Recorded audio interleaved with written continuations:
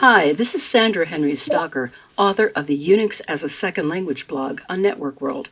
In this Linux tip, we're going to look at the dict command. It's a command that will look up words for you and provide responses from many online dictionaries.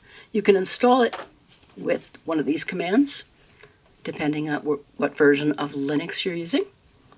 And once you have it installed, you can run a command like this.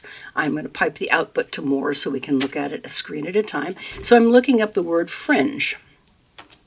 And you can see it found 5 different definitions. It shows you the sources and the definitions provided.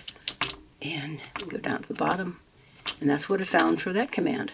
Now, if you use the dict-D command, you can list all the resources that the dict command is using. And I'm just going to list the top 6 here, and there's 6 of them, but there are more than 160 available.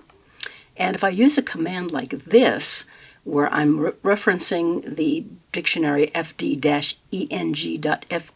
what I'm doing here is I'm translating from English to French the words thank you.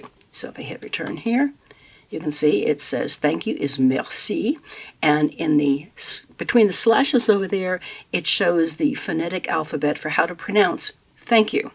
Well, that is your Linux tip for the dict command, a great tool for finding both definitions and translations for words without having to jump up and run for your dictionary. If you have questions or would like to suggest a topic, please add a comment below, and don't forget to subscribe to the InfoWorld channel on YouTube. If you like this video, please hit the like and share buttons. For more Linux tips, be sure to follow us on Facebook, YouTube, and networkworld.com.